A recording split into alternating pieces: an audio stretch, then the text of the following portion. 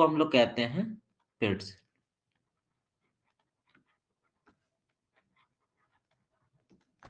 इसके लिए हम लोग कहते हैं पेड्स। और जो आर्टिफिशियल होता है एग्रीगेट्स होते हैं उसको हम लोग कहते हैं क्लाउड। इतनी इंपॉर्टेंट चीज ये थी। इसके बाद फर्दर जो है हम सॉइल को जो है स्ट्रक्चर को क्लासिफाई करते हैं।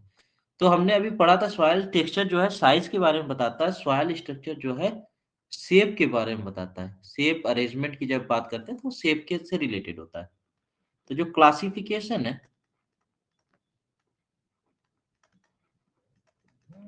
उसमें सबसे पहले नंबर 1 पे आता है टाइप। दूसरा आता है उसमें क्लास। और तीसरा है उसमें ग्रेड। ठीक। टाइप, क्लास और ग्रेड के बेसिस पे हम लोग सॉइल स्ट्रक्चर की स्टडी करते हैं। ठीक। अब जो टाइप है ये क्या बताता है हमें सॉइल के बारे में? तो जो टाइप है वो हमारे शेप को बताता है, shape of peds. Shape of peds. Peds मालूम है नेचुरल एग्रीगेट्स। नेचुरल एग्रीगेट्स के शेप को बताता है। क्लास जो है वो साइज ऑफ पेड्स बताता है। ठीक। और ग्रेड जो है डिग्री ऑफ डिस्टिंक्टनेस। कभी कभी यही डायरेक्ट यही टर्म ही यूज कर लेता है। ठीक है, डिग्री ऑफ डिस्टिंक्टनेस ऑफ पेड्स कौन बताता है? ठीक है। या ड्यूरेबिलिटी ऑफ पेड्स के बारे में कहाँ से जानकारी मिलती है? तो ग्रेड से मिलती है।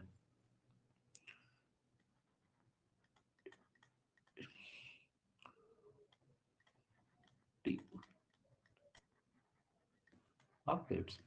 इसमें सारी चीजें जो है नेचुरल एग्रीगेट्स के लिए हम लोग पढ़ते हैं, टाइप, क्लास, साइज। ठीक है। तो जो हमारा सॉइल टाइप होता है या soil structure, type of structure के बारे में बात करें, ठीक है, तो जो शेप होता है वो 4 तरीके का होता है हमारा।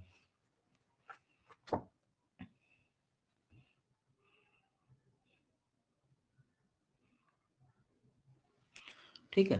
तो पहले टाइप को पढ़ते हैं, टाइप ऑफ स्ट्रक्चर।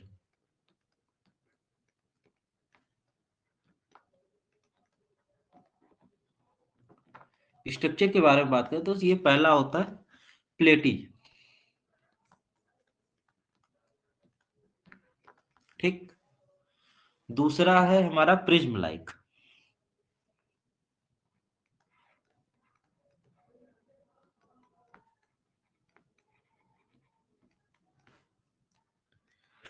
तीसरा है हमारा ब्लॉक लाइक।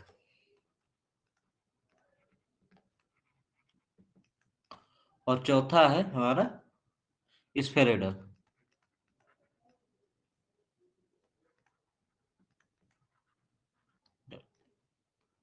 ठीक है।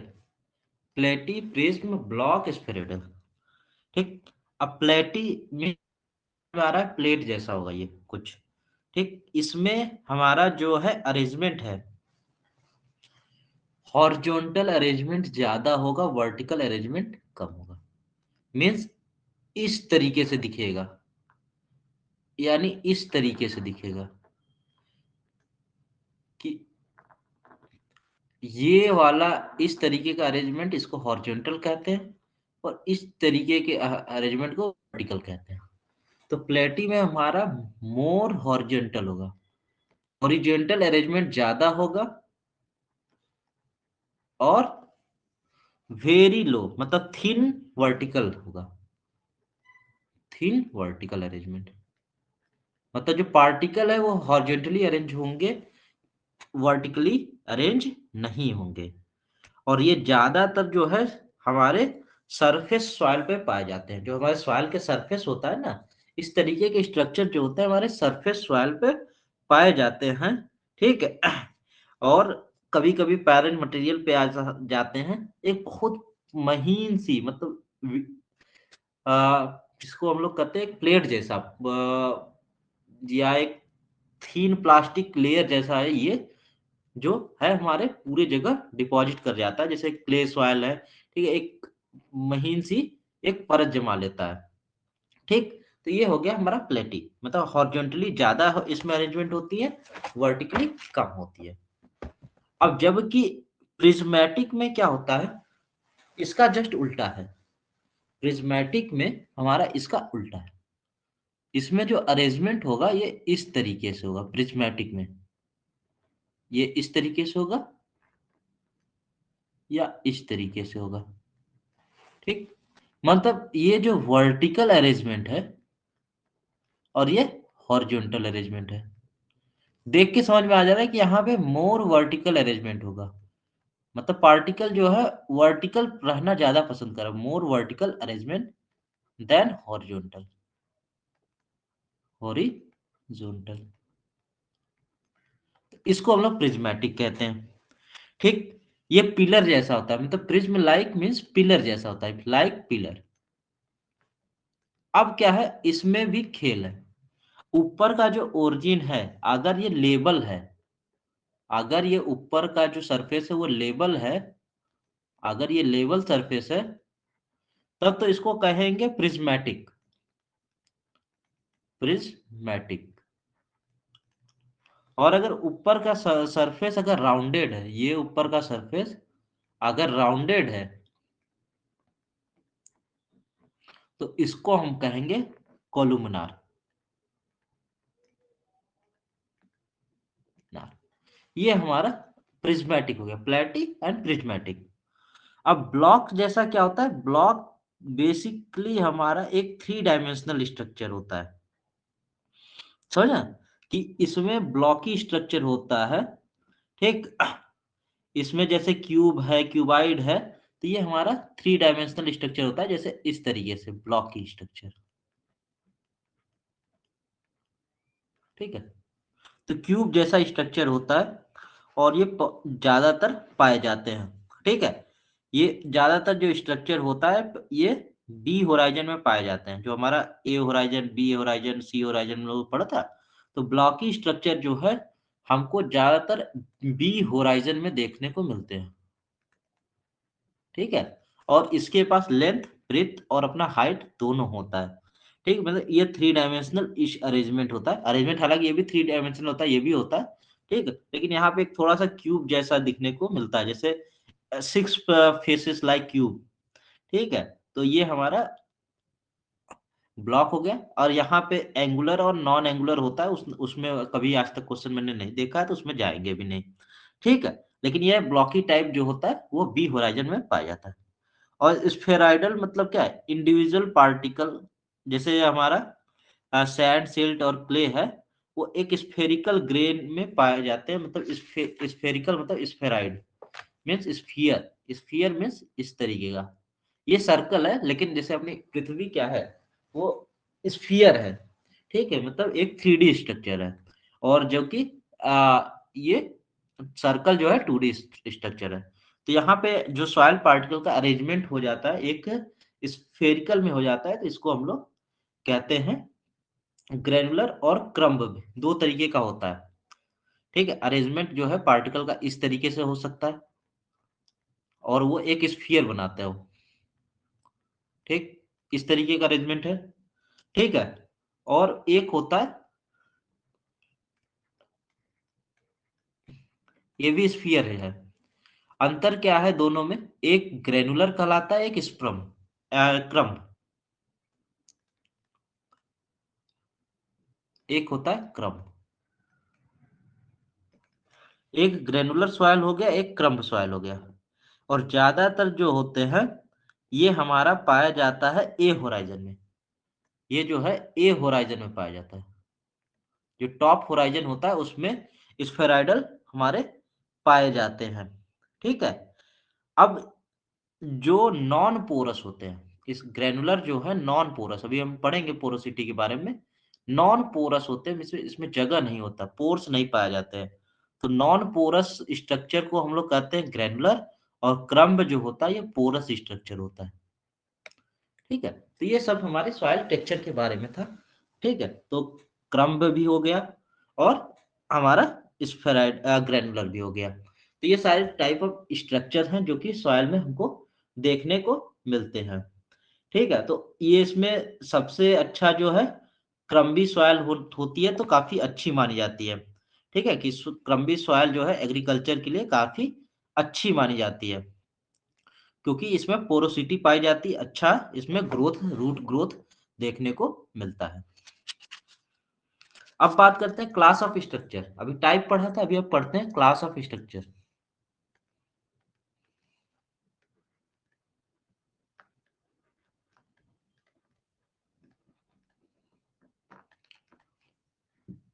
तो क्लास में हमने क्या बताया था, साइज के बारे में। तो साइज में हम लोग क्या कहते हैं, वेरी फाइन, बस लिखना है और कुछ नहीं, very fine, fine, medium, course and very course.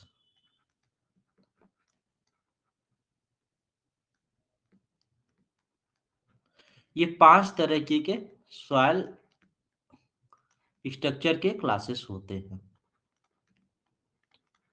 जो कि पेड्स के साइज के बारे में बताते हैं। ठीक, कि ये फाइन है या नहीं है, कि कोर्स है। ठीक है, वो चीजें देख के समझ में आ जाती है विजिबिलिटी के बेसिस पे। ठीक, और जो हमारा ग्रेड है, सॉइल ग्रेड, ये भी लगभग लगभग इसी तरीके से है।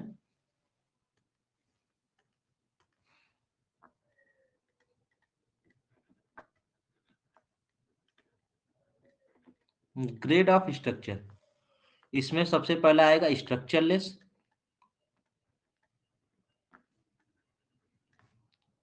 दूसरा आएगा वीक स्ट्रक्चर,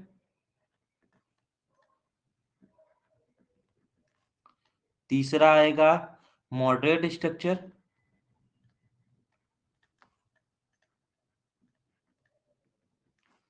चौथा आएगा स्ट्रॉन्ग स्ट्रक्चर।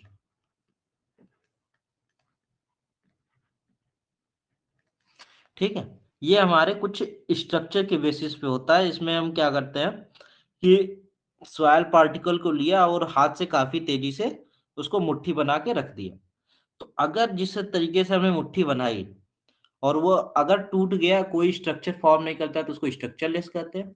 अगर उसमें थोड़ी सी नमी होगी तो थोड़ा सा स्ट्रक्चर बनाएगा, थोड़ा और होगा और कुछ ऐसा होता है कि जो अपनी साइज को रिगेन नहीं कर सकता, तो उसको हम कहते हैं ये स्ट्रॉन्ग स्ट्रक्चर सॉइल है। तो ये कुछ अलग अलग तरीके के सॉइल स्ट्रक्चर पाए जाते हैं। तो जो हमारा क्लास, ग्रेड और टाइप के बेसिस पे हम पेड्स के मतलब नेचुरल एग्रीगेट्स के अरेंजमेंट के बारे में बात करते हैं। क्लियर है इतनी बात? Yes sir. ओके, अब नेक्स्ट बात करते हैं। फैक्टर तो समझ में आ गया कि इसमें कौन कौन से फैक्टर से डिपेंड करते हैं। ठीक है, क्लाइमेट, ऑर्गेनिक मैटर, ये सब चीजें हैं, लेकिन इससे बहुत ज्यादा क्वेश्चन बनेंगे नहीं। ठीक है, फैक्टर हम यहाँ पे छोड़ रहे हैं। ठीक, एक चीज और है, सॉइल टेक्सचर क्लासेस हम लोग ने पढ़ ही लिया। एक होता है मक टाइप, मक और पीट। ठीक है, कभी कभी पूछता है मक और पीट क्या होते हैं। मक सॉइल एंड पीट सॉइल के बीच में डिफरेंस क्या है, ये एक्स्ट्रा चल रहा है हम लोग। ठीक है, ये दो पार्ट मतलब कहीं से नहीं, लेकिन दिमाग में अचानक आ गया। मक और पीट सॉइल क्या होता है, तो ये दोनों जो होते हैं ऑर्गेनिक सॉइल में आते हैं। ठीक है, पीट सॉइल जो होता है इसमें ऑर्गेनिक मैटर 50% से ज्यादा होता है, मोर देन 50% ऑर्गेनिक मैटर पाया जाता है इसमें। और मक सॉइल में जो होता है वो 20 to 50% ऑर्गेनिक मैटर पाया जाता है। ठीक, अब पीट सॉइल को कहते हैं अनडिकम्पोज्ड ऑर्गेनिक मैटर। इसमें जो हमारा जो ऑर्गेनिक मैटर होता है वो अनडिकम्पोज्ड होता है। पोज्ड ऑर्गेनिक मैटर, इसमें ऑर्गेनिक मैटर अनडिकम्पोज होता है, जबकि मक सॉइल में वेल डिकम्पोज होता है। पोज्ड हमारा ऑर्गेनिक मैटर पाया जाता है। ठीक है, तो ये इतनी बातें थी जो मुझे करनी थी। सॉइल स्ट्रक्चर हो गया। नेक्स्ट जो इंपॉर्टेंट चीज आती है सॉइल की डेंसिटी, सॉइल डेंसिटी जो है बहुत ही ज्यादा इंपॉर्टेंट पार्ट है। टेक्सचर में हमने लोमी टेक्सचर के बारे में बात की कि लोमी सॉइल, लोमी टेक्सचर बहुत अच्छा होता है। इसमें क्रम्बी सॉइल जो होती है वो अच्छा माना जाता है कि जिस सॉइल में क्रम्ब होता है, क्रम्बी सॉइल होता है, वो काफी अच्छे माने जाते हैं। और बाकी single grain, massive grain structure होता है, वो ऐसा कोई डिफिनिट स्ट्रक्चर नहीं होता। ठीक है, कहीं कहीं बुक में आपको देखने को मिलेगा सिंगल ग्रेन स्ट्रक्चर या मैसिव ग्रेन स्ट्रक्चर। तो इस तरीके के स्ट्रक्चर का कोई डिफिनिट पैटर्न नहीं होता, इसलिए उसको इंपॉर्टेंस नहीं दिया है। नेक्स्ट जो इंपॉर्टेंट चीज है सॉइल डेंसिटी। तो सॉइल डेंसिटी क्या होती है? तो अभी डेंसिटी की अगर हम कहीं भी बात करते हैं तो मास अपॉन वॉल्यूम। तो नेक्स्ट हमारा जो इंपॉर्टेंट है प्रॉपर्टी है सॉइल की, वो है सॉइल डेंसिटी।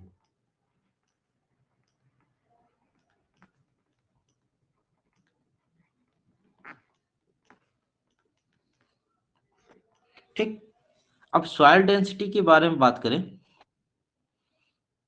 तो दो तरीके की डेंसिटी होती है सॉइल में। हमने बता दिया था कि सॉइल में सॉलिड परसेंटेज कितना पाया जाता है, 50%। वाटर कितना पाया जाता है, 25%। एयर कितना पाया जाता है, 25%। ये कंपोजिशन बताया था सॉइल की। अब क्या है, इसके अरेंजमेंट होंगे कुछ इस तरीके से, सॉइल का पार्टिकल का अरेंजमेंट होगा इस तरीके से कुछ।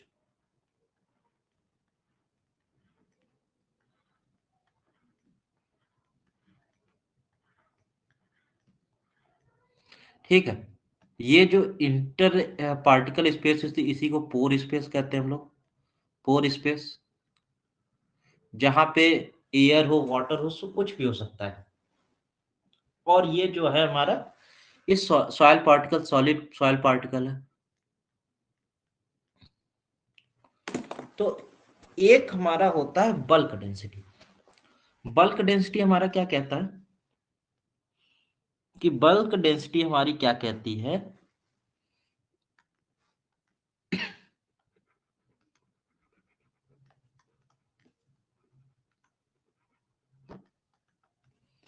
मास of solid means mass of solid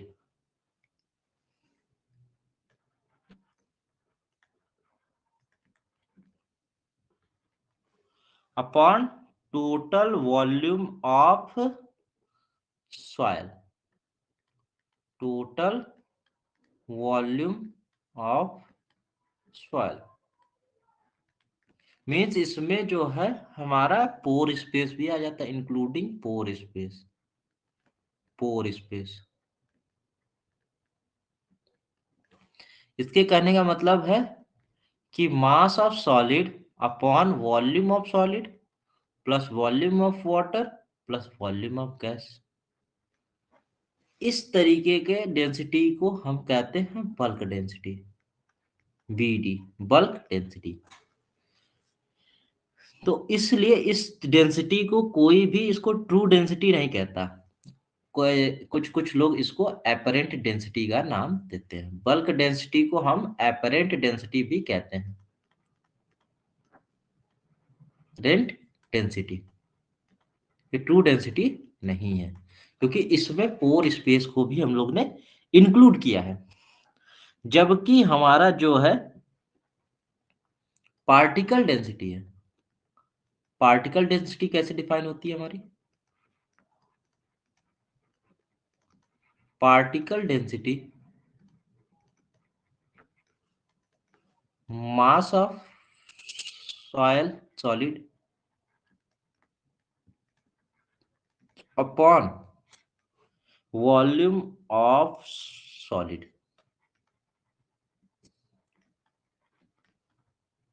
soil solid. Means अगर हमको इसको रिप्रेजेंट करना होगा तो M S upon V S, मतलब यहाँ पे ना वाटर है ना तो कुछ है, तो ये पीडी है। इस पीडी को ही हम ट्रू डेंसिटी भी कहते हैं। और जनरली इसकी जो वैल्यू होती है वो बल्क डेंसिटी की 2 टाइम्स होती है। PD is equal to 2 times bulk density.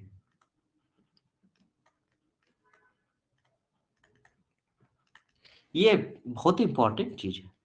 अगर मिनरल सॉइल की पार्टिकल डेंसिटी की बल्क डेंसिटी की बात करें, मिनरल सॉइल, ऑर्गेनिक नहीं, मिनरल सॉइल के बारे में बात कर रहे हैं, इसकी जो वैल्यू होती है 1.33 ग्राम पर सेंटीमीटर क्यूब, ये इसकी यूनिट है।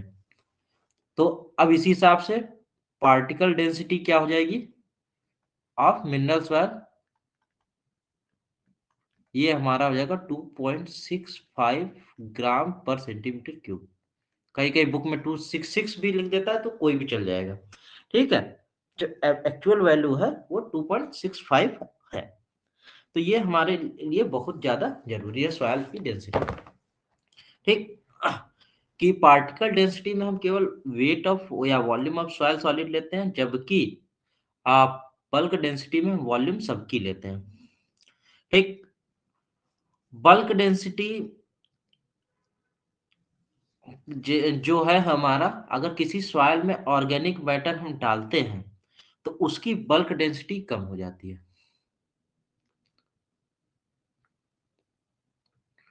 Means addition of organic matter, अगर ऑर्गेनिक मैटर हम बल्क डेंसिटी में या पार्टिकल डेंसिटी कहीं कोई भी दोनों कम हो जाएगा। लोअर द BD, इसका सिंपल सा फंड है, क्यों? क्योंकि ऑर्गेनिक मैटर डालते ही वॉल्यूम जो है वो बढ़ जाएगा, और जब वॉल्यूम बढ़ जाएगा सॉइल का तो हमारा जो है बल्क डेंसिटी भी कम हो जाएगी। तो ऑर्गेनिक मैटर के लिए जो बल्क डेंसिटी होती है वो 0.5 होती है, ठीक है। ऑर्गेनिक मैटर के लिए इसकी बल्क डेंसिटी जो होती है 0.5 ग्राम पर सेंटीमीटर क्यूब होती है, ठीक है। जबकि पार्टिकल डेंसिटी जस्ट दुगुना कर देना है, 1.1 के अराउंड ये होता है, ठीक। दूसरी चीज क्या है, टीलेज करने से भी बल्क डेंसिटी घटती है। टीलेज मतलब अगर खेत की जुताई कर रहे हैं तो टीलेज से भी बल्क डेंसिटी घटती है, डिक्रीजेज योर बल्क डेंसिटी। तो ये कुछ पॉइंट्स है जो कि हमको जानना था। लेकिन पडलिंग करने से जो है, पडलिंग एक ऐसा ऑपरेशन है जिसमें बल्क डेंसिटी हमारी बढ़ती है, टीलेज से घटती है, but puddling increases bulk density, puddling करके बल्क डेंसिटी बढ़ती है। तो इसी तरीके से कभी कभी क्वेश्चन आ जाता है कि कैसे बल्क डेंसिटी बढ़ रही है, कैसे घट रही है। तो पूरा फंडा है कि अगर किसी सॉइल का वॉल्यूम बढ़ रहा है, ठीक है, मास के तुलना में ज्यादा वॉल्यूम बढ़ रहा है तो बल्क डेंसिटी घटेगी, और नहीं तो बल्क डेंसिटी बढ़ेगी। तो ये सारी चीजें थी जो कि बल्क डेंसिटी को इफेक्ट करती है, ठीक है। अब इससे पोर स्पेस भी इफेक्ट कर देता है, ठीक है। पोर स्पेस है, टेक्सचर है, ऑर्गेनिक मैटर है, सॉइल की कंपेक्शन है, टीलेज ऑपरेशन है, माइक्रो ऑर्गेनिज्म है, हाँ, जो कि हमारे बल्क डेंसिटी को इफेक्ट करते हैं।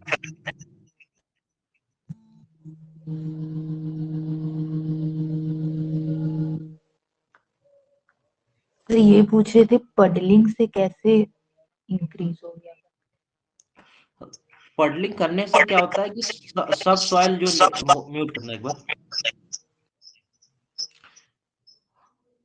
यो जो होता है कि हमारा सब सॉइल लेयर जो होता है कॉम्पैक्ट हो जाता है। इसीलिए तो पडलिंग करने से क्या होता है कि नीचे सब सॉइल हार्ड हो जाता है और वाटर पर्कुलेशन नहीं होता। तो जो कॉम्पैक्टनेस की बात हमने की ना, कि अगर सॉइल कॉम्पैक्ट होती जाएगी तो कॉम्पैक्ट होने का मतलब क्या है कि उसकी वॉल्यूम कम होगी, अगर वॉल्यूम कम होगी तो उसकी बल्क डेंसिटी बढ़ जाएगी, ठीक है। तो फैक्टर किस पे है, तो पोर स्पेस, सब गेम पोर स्पेस का ही है, ठीक है। टेक्सचर से अफेक्ट हो जाता है, ऑर्गेनिक मैटर है, कॉम्पैक्टनेस है,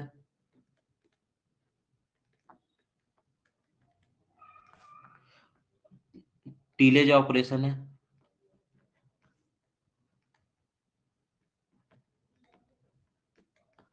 माइक्रो ऑर्गेनिज्म है। ठीक है, टेक्सचर मीन्स जैसे अगर सैंडी सॉइल की बात करें तो सैंडी सॉइल की बल्क डेंसिटी ज्यादा होगी और क्लेई सॉइल की बल्क डेंसिटी कम होगी। ठीक, हाँ ये एक अच्छी चीज याद आएगा टेक्सचर से कि सैंडी सॉइल की जो बल्क डेंसिटी होती है, bulk density of Sandy soil, वो होती है हमारी 1.6 ग्राम पर सीसी। ठीक, और जो हमारी बल्क डेंसिटी होती है क्ले सॉइल की, वो होती है हमारी 1.19 ग्राम पर सीसी। ठीक, मीन्स बल्क डेंसिटी जो है सैंडी सॉइल की ज्यादा होती है, क्लेई सॉइल की कम होती है। जबकि पार्टिकल डेंसिटी की मैं बात करूं, ठीक है, तो पार्टिकल डेंसिटी अगर यही लिख दूं particle density of Sandy soil, तो वो इसका होता है 2.65 ग्राम पर सीसी। और यहाँ पे जो पार्टिकल डेंसिटी क्ले की होती है वो 2.83 होती है। मतलब पार्टिकल डेंसिटी जो होती है क्ले सॉइल की ज्यादा होती है और उस सैंडी सॉइल की कम होती है। तो उसमें अभी पोर स्पेस की बात है, वो हम बात करेंगे कि पोर स्पेस दो तरीके के होते हैं, माइक्रो पोर होते हैं, मैक्रो पोर होते हैं। तो अगर अभी अभी पोरोसिटी में जाएंगे तो समझ में आएगा। तो नॉर्मली जो सैंडी सॉइल की बल्क डेंसिटी ज्यादा होती है लेकिन पार्टिकल डेंसिटी कम होती है क्ले से। ठीक है, तो अरेंजमेंट की बात है, एक बार ड्राइंग बनाओगे या सोचोगे तो ये चीजें समझ में आएगी कि सैंड सॉइल बड़ा बड़ा होगा। ठीक है, इतने एरिया में 3 सैंड सॉइल आएंगे। ठीक है, और बीच में स्पेस ज्यादा हो जाता है। ठीक है, जबकि जब पार्टिकल डेंसिटी की बात करते हैं तो पार्टिकल डेंसिटी में ये अरेंजमेंट जो है बहुत ही ज्यादा हो जाती है। ठीक है, वॉल्यूम इसमें जो है पोर स्पेस की वॉल्यूम जो होती है वो कम होती है। ठीक है, तो उस वजह से इसमें जो है सॉलिड की वैल्यू जो है वो ज्यादा आ जाती है। ठीक है, और इसमें जो पोरोसिटी है, स्पेस एरिया है या एयर स्पेस एरिया है, वो ज्यादा आएगा। अभी पोरोसिटी का डिफिनीशन बता दें तो फिर बताते हैं परसेंटेज कितना आता है। ठीक, तो जो नेक्स्ट हमारा फैक्टर है वो है सॉइल पोरोसिटी। टेक्सचर का ये बोलना था कि मतलब टेक्सचर में हम लोग मतलब पोर स्पेस बढ़ जाता है इसलिए बल्क डेंसिटी कम हो जाती है ना। हाँ, मतलब कुल मिला के अगर बल्क डेंसिटी बढ़ रही है या घट रही है, ठीक है, तो दो ही फैक्टर है, एक तो मास है, एक तो वॉल्यूम है। तो बताया था वॉल्यूम या तो टीले बढ़ेगी या तो, टीलेज में ठीक बल्क है, डेंसिटी तो जैसे आप बोले थे घट ना कि रही। टीलेज, हाँ क्योंकि उसमें वॉल्यूम ऑफ पोर स्पेस ज्यादा हो जा रहा है इसलिए।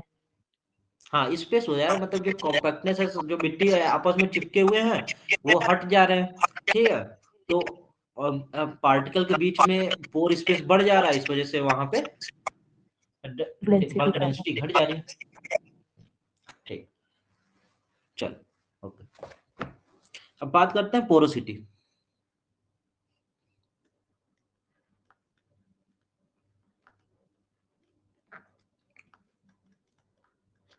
तो पोरोसिटी की बात करें तो इसमें जो फॉर्मूला होता है सॉइल पोरोसिटी निकालने के लिए, ठीक है, बी डी, मतलब सॉइल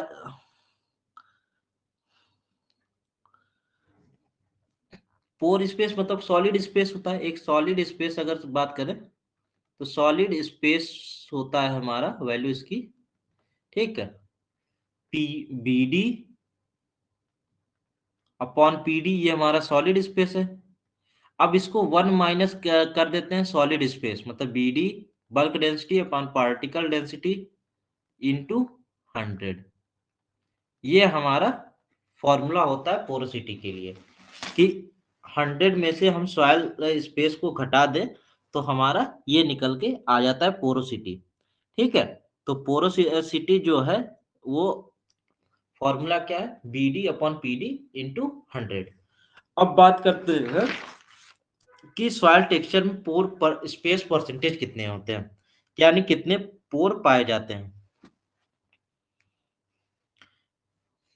इसको फॉर्मूला कर लेना, जैसे कि यहां समझ में आ जाएगा, सॉलिड स्पेस ना, मास ऑफ सॉलिड अपॉन वॉल्यूम, ठीक है, ऑफ सॉलिड प्लस गैस, ठीक है, और इधर फिर क्या रहेगा, मास of solid upon volume of solid, ठीक है, ये वॉल्यूम ऑफ सॉलिड ऊपर चला जाएगा, मास कैंसिल हो जाएंगी, ठीक है, तो ये वॉल्यूम ऑफ सॉलिड आ जाता है और अपॉन टोटल वॉल्यूम, ठीक है, तो ये हमारे टोटल वॉल्यूम मीन्स ये वॉल्यूम ऑफ सॉलिड हो जाता है। अगर हमको वॉल्यूम ऑफ सॉलिड मिल जाएगा तो उसको अगर हम 1 में से सब्ट्रैक्ट कर दें, ठीक है, ये हमारा टोटल वॉल्यूम है, ठीक है, इसमें गैस भी है, सॉलिड भी है, और ये है, ये टोटल वॉल्यूम है। अगर टोटल वॉल्यूम से अगर हमने सॉलिड की वॉल्यूम घटा दी तो हमको पोर स्पेस की वॉल्यूम मिल जाती है, जिसको हम पोर स्पेस कहते हैं।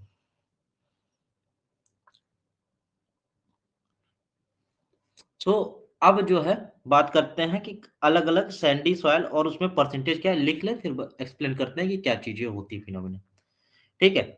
तो टेक्सचर लिखते हैं सैंडी सॉइल।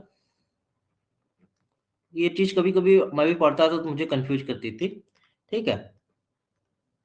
लोम सॉइल और क्ले सॉइल, एक सिल्ट या छो। बल्क डेंसिटी की बात करें इसमें, इसकी 1.6 है, इसकी 1.4 है, इसकी 1.1 है। पोर पर स्पेस परसेंटेज की बात करें, स्पेस परसेंटेज की बात करें तो इसमें 40% स्पेस जो है पोर से है, ठीक है। इसमें 47% जो स्पेस है वो पोर स्पेस है, और इसमें नियरली 58% वो हमारे पोर स्पेस पाए जाते हैं, ठीक है। मीन्स जहां पे हमारा सॉइल सॉलिड नहीं है वहां पे या तो एयर है या तो वाटर है, मीन्स एक नॉट सॉलिड लेयर वहां पे पाया जाता है। अब इसमें क्या होता है कि सैंडी सॉइल में दो तरीके के पोर स्पेस होते हैं, एक मैक्रो पोर होता है, एक माइक्रो पोर होता है। मैक्रो पोर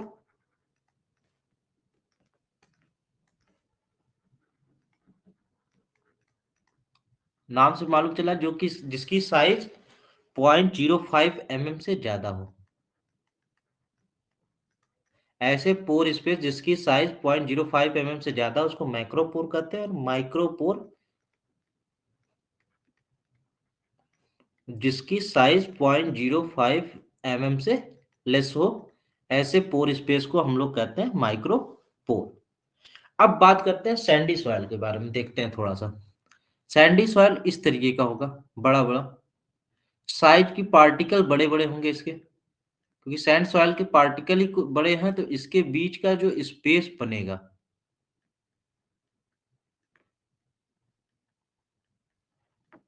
मीन्स सैंड सॉइल का ये पूरा अगर 100% है तो पोर स्पेस इसमें 40% ही पोर स्पेस है, बाकी जो है हमारा 60% जो है ये है सैंडी पार्टिकल, इसको एक्यूपाई किए हुए हैं।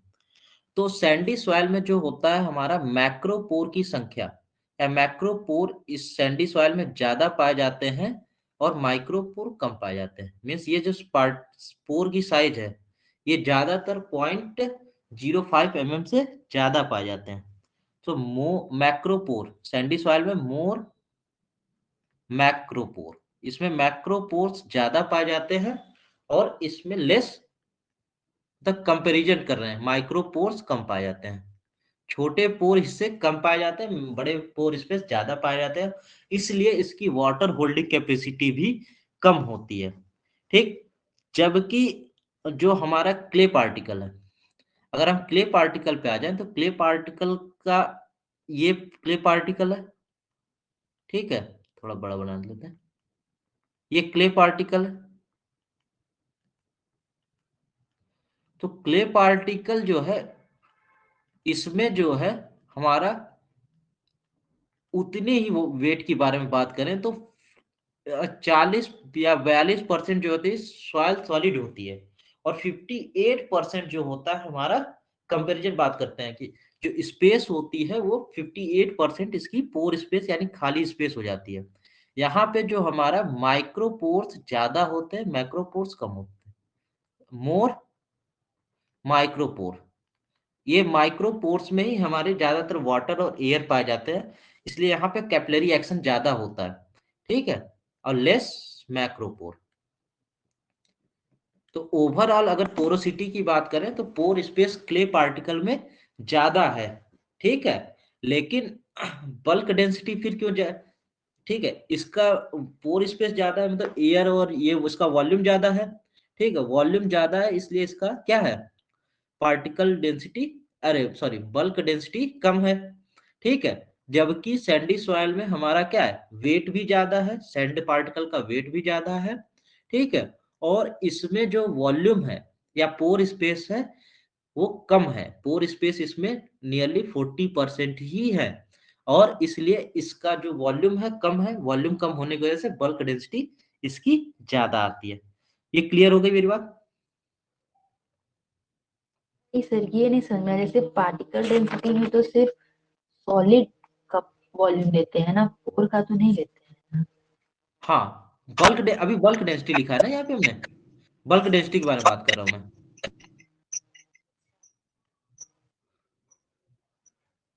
बल्क डेंसिटी की बात मैं कर रहा हूँ। और अगर सॉलिड की बात करें तो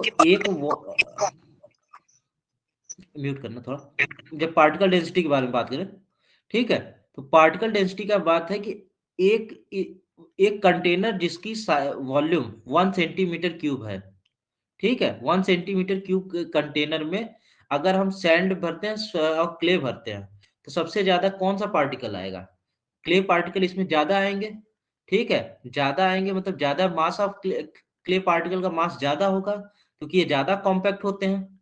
और सैंडी सॉइल क्या होगा, इसमें कितना भी तो आप इसको काउंट नहीं करोगे, ठीक है, लेकिन नंबर ऑफ सैंड पार्टिकल जो होते हैं ये कम होने की वजह से इसकी पार्टिकल डेंसिटी जो होती है वो कम होती है। इसमें ज्यादा मैक्रोपोर होने की वजह से जो वेट, एक फैक्टर मास भी तो है, मास अपन वॉल्यूम की ही तो बात कर रहे हैं। अगर पार्टिकल मैंने वॉल्यूम फिक्स कर दिया, कंटेनर की वॉल्यूम फिक्स कर दी, तो मतलब उस फिक्स्ड वॉल्यूम ऑफ कंटेनर में अगर हम स्पेस को हटा देते हैं, नहीं काउंट करते, तो भी जो मास है क्ले पार्टिकल के वो ज्यादा आएंगे as compare to sandy particle.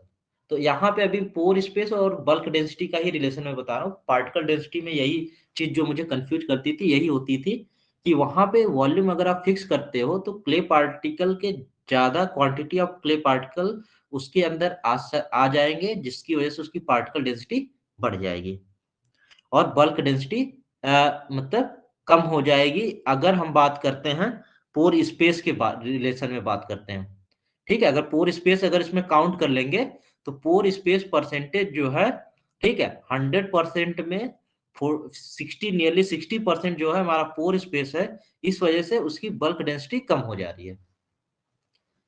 समझ में आई मेरी बात?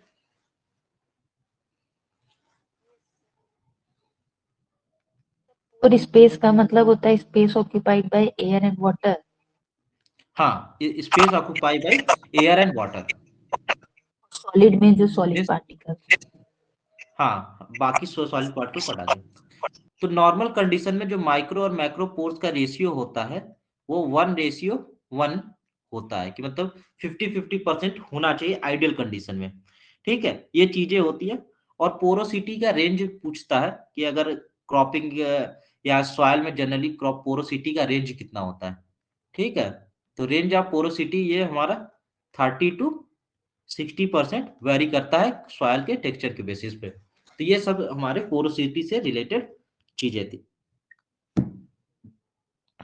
अब दो फैक्टर्स और बचे हुए हैं, एक सॉइल कलर, एक सॉइल की कंसिस्टेंसी, ठीक है, उसको खत्म कर देते हैं, फिर आज की क्लास यहीं पे रख देते हैं।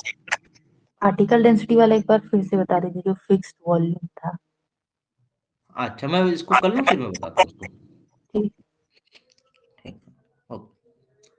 जो नेक्स्ट इंपॉर्टेंट पैरामीटर है वो है हमारा सॉइल कलर,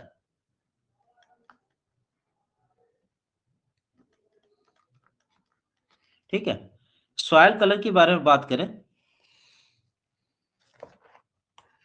तो इसमें अलग अलग पैरामीटर्स होते हैं, ठीक है।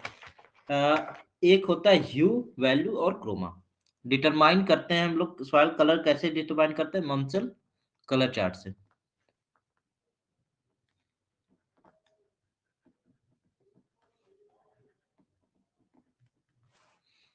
ठीक, इसमें पैरामीटर्स क्या है, hue, value and chroma. Hue, value and chroma, ये तीन फैक्टर हैं जिससे हम सॉइल के कलर को डिटरमाइन करते हैं। तो ये कहीं ना कहीं इसी तरीके से क्वेश्चन डायरेक्ट पूछ लेता है क्यों कि डोमिनेंट स्पेक्ट्रल कलर हमको किस पैरामीटर से देखने को मिलता है। तो ह्यू जो है हमारे डोमिनेंट स्पेक्ट्रल कलर को रिप्रेजेंट करते हैं या डिनोट करता है।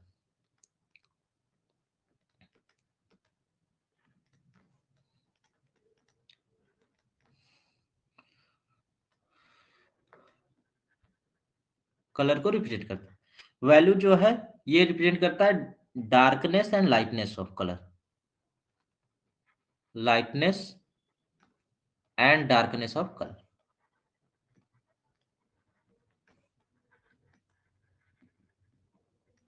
और क्रोमा जो है प्योरिटी ऑफ कलर या स्ट्रेंथ ऑफ कलर को रिप्रेजेंट करता है, प्योरिटी और स्ट्रेंथ ऑफ कलर।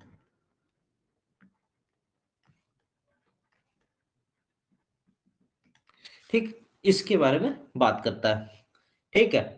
तो ये सॉइल कलर है, सॉइल कलर के बेसिस पे भी सॉइल की बहुत सारी प्रॉपर्टी के बारे में हम लोग बता सकते हैं। जैसे कि अगर ज्यादा डार्क ब्राउन सॉइल है या ब्लैक कलर का सॉइल है तो उसमें ऑर्गेनिक कंटेंट ज्यादा होता है। रेड सॉइल है मीन्स आयरन कंटेंट ज्यादा है, ठीक है। और अगर ये हमारा गीली मिट्टी है तो वेट सॉइल ज्यादा डार्कर समझ में आती है as compare to dry soil, ठीक है।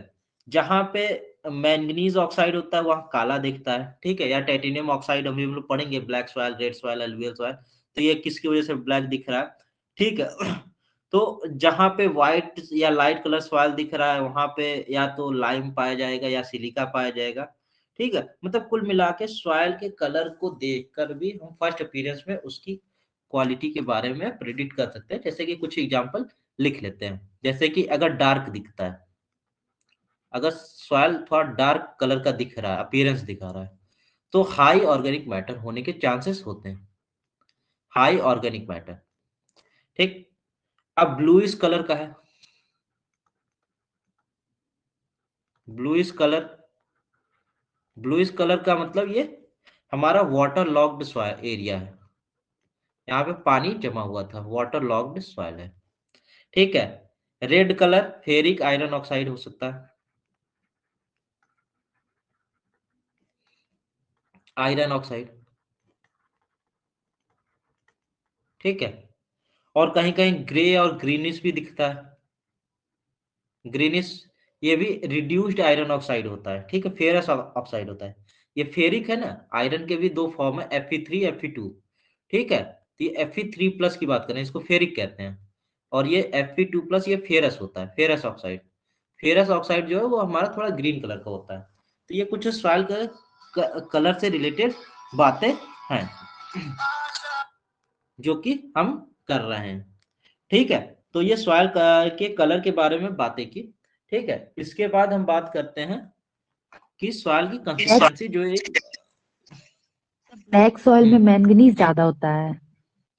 मैंगनीज नहीं नहीं टाइटेनियम मैंगनीज ऑक्साइड होता है, ठीक है, टाइटेनियम फेरस मैंगनीज ऑक्साइड, ठीक है।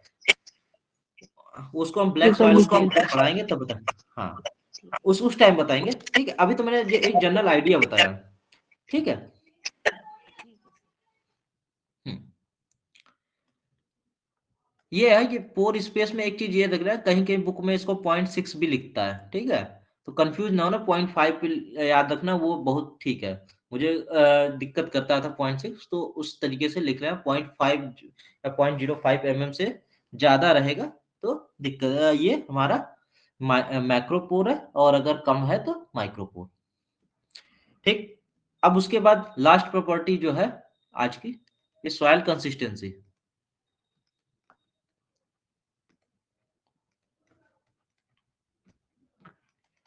सॉइल कंसिस्टेंसी का क्या मतलब है कि सॉइल पार्टिकल के बीच में किस तरीके के फोर्सेस एक्ट कर रहे हैं।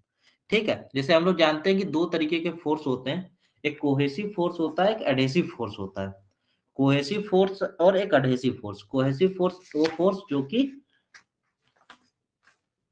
कैसे पार्टिकल के बीच में लगता है, सिमिलर सिमिलर या डिसिमिलर। सिमिलर। और adhesive force means different. Different particle के बीच में लगता है। तो सॉइल कंसिस्टेंसी जो है वो हमारे सॉइल के रेजिस्टेंस, अभी जैसे हमने हैवी सॉइल और उसके सॉइल के बारे में बात की थी ना, लाइट सॉइल, तो वो कहीं ना कहीं हमारे सॉइल की कंसिस्टेंसी या एग्रीगेट्स के बारे में बताते हैं। तो जैसे कि अगर हम बात करें, इस बीकर के बीच में अगर वाटर रखते हैं, तो वाटर वाटर के बीच में जो फोर्स होता है उस कोहेसिव फोर्स है। ठीक है। और वाटर और जो ग्लास के बीच में है वो एडहेसिव फोर्स है। इसी दो फोर्स के बेसिस पे ये हमारा काम करता है, पूरी फिनोमिना कि सॉइल एग्रीगेट का या जो फॉर्मेशन है उसी बेसिस पे ये काम करता है। जैसा कि ये हमारा है कोहेसिव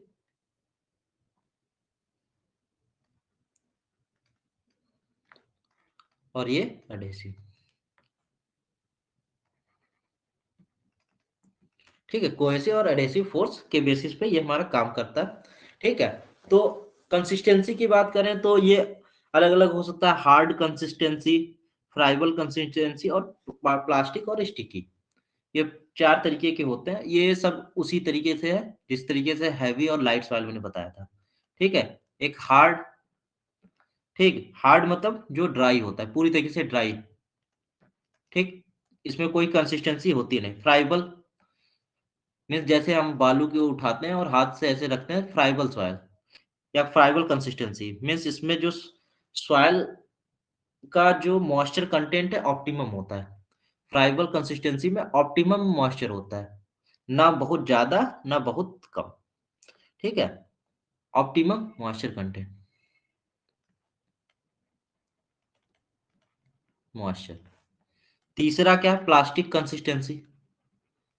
प्लास्टिक कंसिस्टेंसी मीन्स यहाँ पे सॉइल में जो है, अगर आपने उसको हाथ में ले लिया, ठीक है, उसको आप अपने मनचाहा तरीके से शेप कर सकते हो। यू कैन शेप इन, मतलब किसी भी डिजायर शेप में आप इसको ट्रांसफॉर्म कर सकते हैं।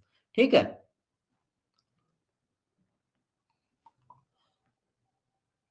Means transform in desire shape. और यहाँ पे क्ले परसेंटेज जो है 15% से थोड़ा ज्यादा ही होता है।